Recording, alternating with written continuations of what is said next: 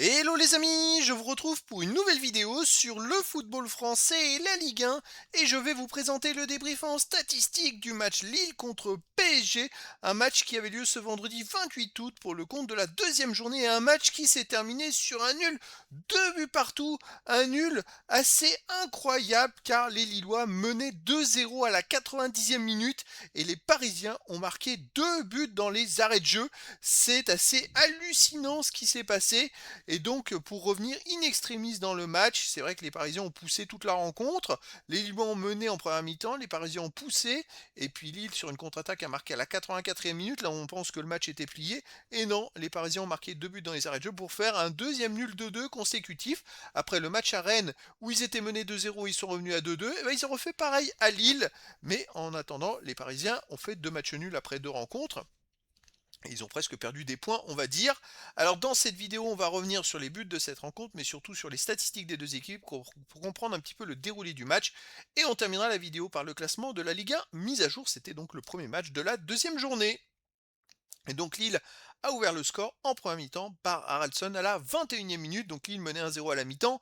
Et puis c'est vrai que les Parisiens, ils ont poussé toute la rencontre, mais il manquait le petit truc en plus. Et en contre-attaque, Lille a marqué un deuxième but par Bakwa à la 84e minute. Une magnifique frappe enroulée du gauche, opposé, lucarne opposée. Et donc à ce moment-là, Lille menait 2-0. Les Parisiens n'arrivaient à rien. Et on se disait que c'était terminé. Mais non, Vitinha réduit le score à la 91e minute avant que Marquinhos n'égalise de la tête à la 95e minute. Il y a même Safonov, le gardien du PSG, qui était monté aux avant-postes.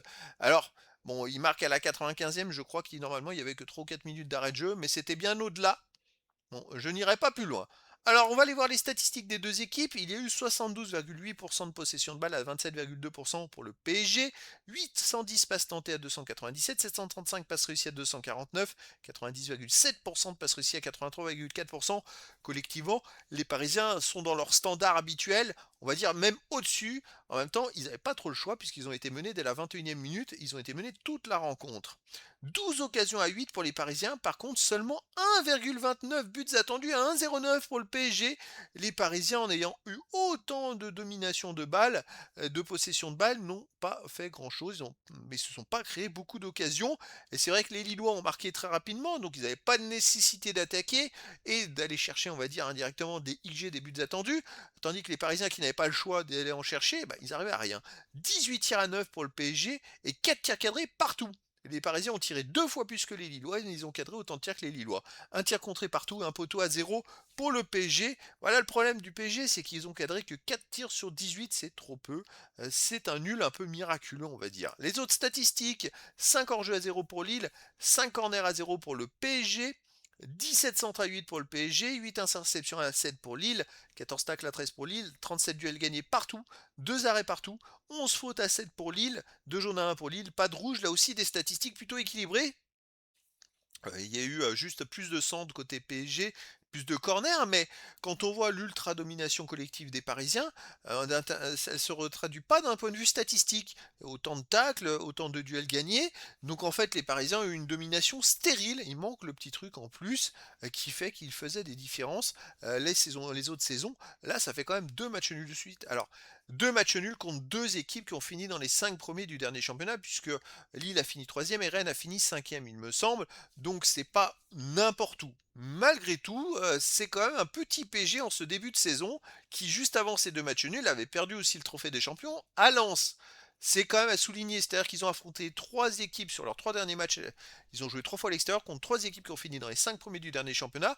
Donc sur les 4 équipes, puisque le PSG en fait partie des 5 premiers, et donc 3 des 4 autres équipes qui ont fini dans les 5 premiers, et ils n'ont pas réussi à gagner, tout simplement. Alors au classement, les Lillois prennent la tête de ce classement avec 4 points en 2 matchs, une victoire, un nul, aucune défaite, 4 buts marqués, 2 buts encaissés, plus de différence de buts, mais bon, attendons.